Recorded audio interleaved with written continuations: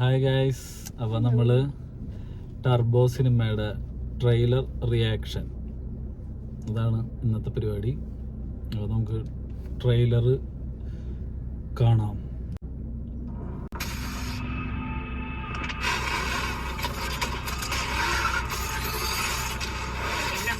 എന്നതാ വിളിക്കുന്നത്?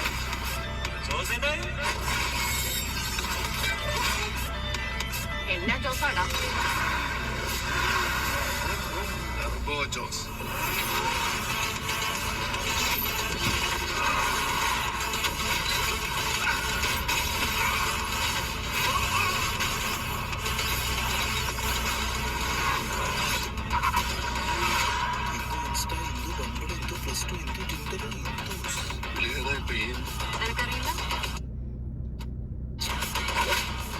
കളിച്ചു കളിച്ച് പെൺകുട്ടികളുടെ ജീവിതം വെച്ച് കളിക്കാൻ തുടങ്ങിയോടാ അറിയുന്നു. അവനെ உங்களுக்கு தெரியுமா?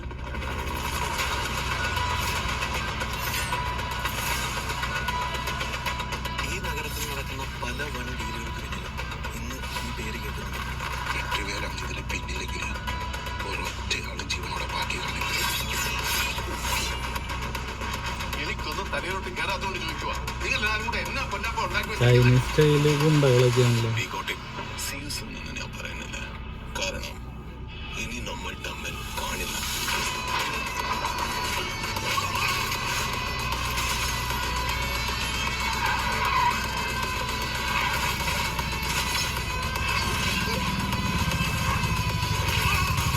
I just love this part.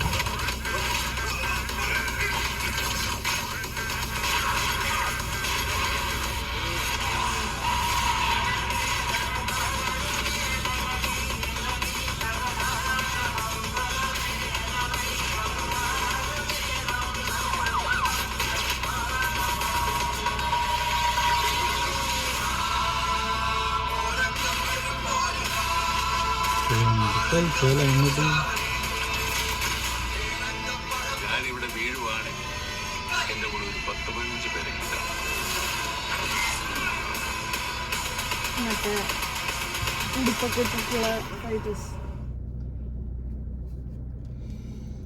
അടിപൊളി, പക്കാ മാസ് പടാണെന്നാണ് തോന്നണ. ഫൈറ്റ് ഒക്കെ ഭയങ്കര ഈസി ആയിട്ടല്ലേ ചെയ്യണം. എന്ത് ഇത്ര വയസ്സുള്ള ആള് എന്ത് സൂപ്പറായിട്ടാണ്.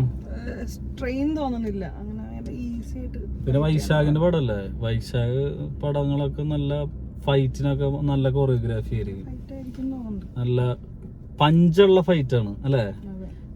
ചില സിനിമകളില് ഫൈറ്റ് ഒക്കെ വരുമ്പോ നമുക്ക് ആ ഇടിയൊന്നും പഞ്ചായിട്ട് തോന്നില്ല. അതാ പറഞ്ഞ ഇടി പോലെ തന്നെ തോന്നുന്നുണ്ട് ശരിക്കും ആ ഇടി. പിന്നെ നന്നായിട്ട് ആളുടെ ആക്ഷൻസ് ഒക്കെ, ആള് കറങ്ങണം തിരിയണൊക്കെ എന്ത് നല്ല പെർഫെക്ഷൻ. അടിപൊളിയായിട്ട് ചെയ്യണം. എന്തൊരു പെർഫെക്ഷനാണ്. ആളുടെ ജോബാണ്, ആ പ്രായമായാലും ആള് ആ ജോബ് ചെയ്യണം. അത് ആളുടെ ജോബ്. ഇപ്പൊ 72 വയസ്സായി വിചാരിച്ചിട്ട് നമുക്ക് വേറൊരു ജോലിക്ക് പോകണ ആൾക്ക് ആ ജോലി ചെയ്യാൻ പറ്റില്ല എന്ന് പറയാൻ പറ്റില്ലല്ലോ. ആളത് പെർഫെക്റ്റ് ആയിട്ട് ചെയ്യണ്ട. ആളുടെ പണി ആള് വളരെ വെടുപ്പ്. തിയേറ്റർ മെറ്റീരിയൽ ഉണ്ടെന്ന് തോന്നുന്നു അല്ലേ. ഒരു അടിച്ചു പൊളിച്ച് കാണാനുള്ള ഫാൻസൊക്കെ. അടിപൊളിയുണ്ട്. ബിന്ദു പണിക്കര്. പിന്നെ വില്ലൻ നമ്മുടെ രക്ഷിത് ഷെട്ടിയുടെ അനിയനാ അനന്തോ അല്ലേ, മറ്റേ കന്നഡ സിനിമയില് അഭിനയിക്കണ. പക്ഷെ എനിക്ക് വലിയ മാസ് തോന്നണില്ല വില്ലനെ കണ്ടിട്ട്. ചിലപ്പം സിനിമയില് ചിലപ്പോ ഇതിനകത്ത് അങ്ങനെ തോന്നണായിരിക്കും. അല്ല, ആളാദ്യമായിട്ടാണ് ഒരു കൊമേഴ്ഷ്യൽ പടത്തില് ഒരു വില്ലനായിട്ട് വരണം.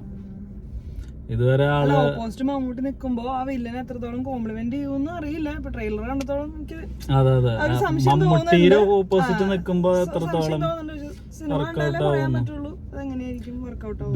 ദിലീഷ് പോത്തന ഉണ്ടല്ലേ, ദിലീഷ് പോത്തൻ കോട്ടൊക്കെ ഇട്ടിട്ട് ഒരു കോർപ്പറേറ്റ് വില്ലന്റെ ലുക്കിലൊക്കെ ഇരിക്കുന്നുണ്ട്. പിന്നെ ബിന്ദു പണിക്കർക്ക് നല്ല പ്രത്യേക ഒരു വെറൈറ്റി ക്യാരക്ടർ ആണെന്ന് തോന്നണം അല്ലെ ബിന്ദു പണിക്കര് കൊള്ളാം.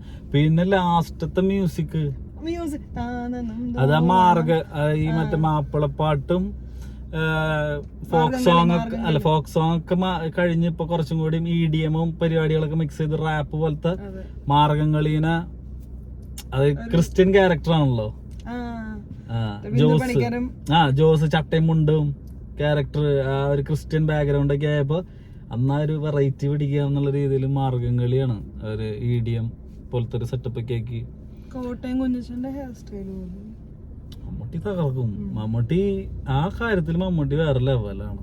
പടം എന്ത് വന്നാലും മമ്മൂട്ടിയുടെ ക്യാരക്ടർ മമ്മൂട്ടി ജോസായിരിക്കും, ജോസേട്ടായി ആയിരിക്കും. അപ്പം അടിപൊളി സിനിമയാവും തന്നെ വിചാരിക്കുന്നു.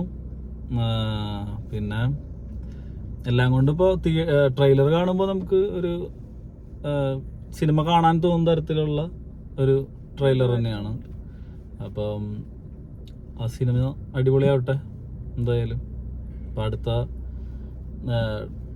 ട്രെയിലർ റിയാക്ഷൻ അല്ലെങ്കിൽ സിനിമ റിവ്യൂ ആയിട്ട് വരുന്നത് വരെ ബൈ.